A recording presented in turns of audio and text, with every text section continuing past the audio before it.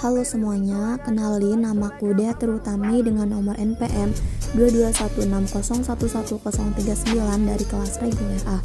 Di sini saya akan menjelaskan materi tentang stratifikasi masyarakat Indonesia.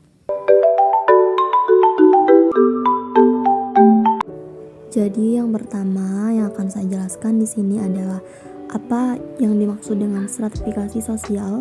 Stratifikasi sosial adalah pengelompokan masyarakat secara vertikal atau bertingkat berdasarkan sesuatu yang dihargai dalam masyarakat atau prestik. Di dalam stratifikasi sosial terdapat jenis atau dasar pembentuk stratifikasi sosial. Ada 7 jenis, yang pertama kekayaan, kedua kekuasaan, ketiga kehormatan, keempat keturunan, kelima pendidikan, keenam status sosial, dan yang terakhir itu ada gaya hidup. Kekayaan juga menjadi dasar pembentuk stratifikasi sosial karena adanya perbedaan kemampuan dalam memenuhi kebutuhan hidup. Kekuasaan juga menjadi dasar pembentuk stratifikasi sosial karena tidak semua orang bisa menduduki jabatan yang sama. Terdapat 3 fungsi dari stratifikasi sosial. Yang pertama ada bidang ekonomi, bidang politik, dan bidang pendidikan. Selanjutnya ada sifat stratifikasi sosial. Yang pertama, stratifikasi terbuka. Stratifikasi sosial terbuka memungkinkan anggota di tiap lapisan untuk dapat berpindah posisi ke atas, social climbing atau bawah, social sinking.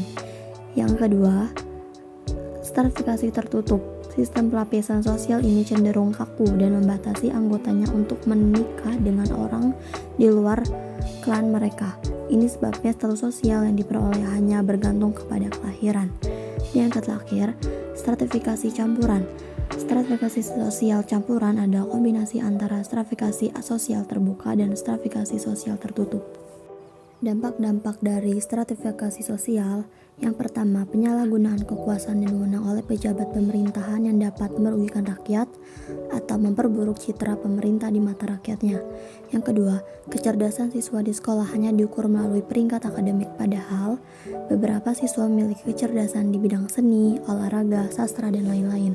Yang ketiga, masyarakat lapisan bawah sulit untuk mengakses kebutuhan hidup yang layak, sehingga tercipta kesenjangan sosial. Dan yang terakhir, diskriminasi oleh kelompok mayoritas terhadap minoritas.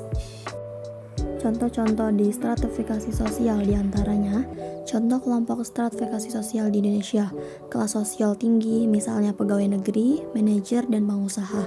Kelas sosial menengah, misalnya dosen, pegawai negeri, pengusaha kecil dan menengah. Kelas sosial bawah, misalnya buruh, petani, dan pedagang kecil. Sekian video penjelasan dari saya. Apabila ada salah kata, saya mohon maaf. Saya akhiri. Wassalamualaikum warahmatullahi wabarakatuh.